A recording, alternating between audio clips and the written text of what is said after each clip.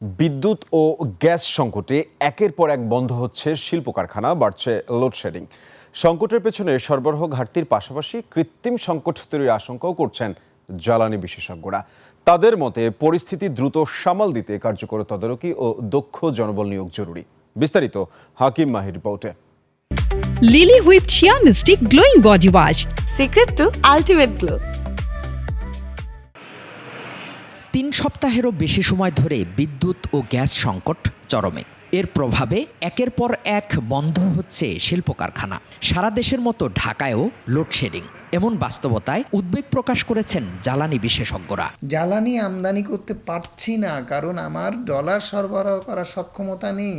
তথ্য বলছে দেশের মোট বিদ্যুৎ উৎপাদন ক্ষমতা প্রায় ৩৩,০৯২ মেগাওয়াট, যার বিপরীতে সর্বোচ্চ চাহিদা ১৮,৫০০ মেগাওয়াটের কিছু বেশি। ৩৩,০৯২ মেগাওয়াট উৎপাদন ক্ষমতা থাকলেও বাস্তবে নেই। এদিকে দেশে দিনে গ্যাসের চাহিদা ৩৮০ কোটি ঘনফুট, কিন্তু মিলছে মাত্র ২১৫ কোটি ঘনফুট।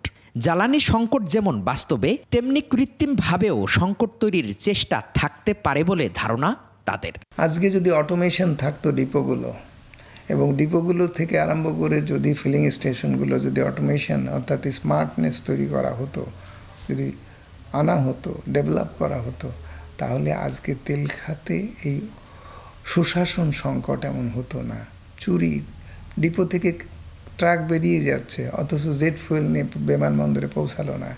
এশিয়াটিক অয়েল থেকে বেরিয়ে যাচ্ছে, গাড়ি নিয়ে তেল নিয়ে বেরিয়ে যাচ্ছে, সে ডেস্টিনেশন পৌঁছালো না। বিদ্যুৎ উৎপাদনে নাকি সরবরাহ ব্যবস্থার কারণে ঘাটতি দেখা দিয়েছে, তা খতিয়ে দেখার তাগিদ দিয়েছেন বিশ্লেষকরা।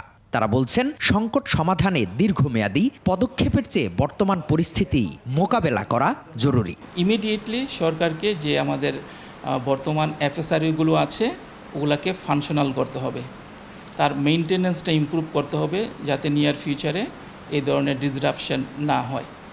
পাশাপাশি আমাদের যেটা করতে হবে, আমাদের যেসব নিজস্ব গ্যাস ফিল্ডগুলো থেকে প্রোডাকশন হচ্ছে, ওখান থেকেও আসলে কিছু কিছু পরিমাণে বাড়ানো যায় কিনা সেটা আসলে আমাদেরকে দেখতে হবে।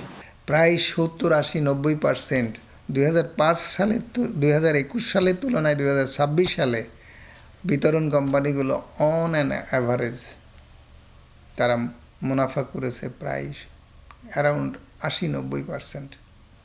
তার মানে প্রায় ডাবল মুনাফা করেছে।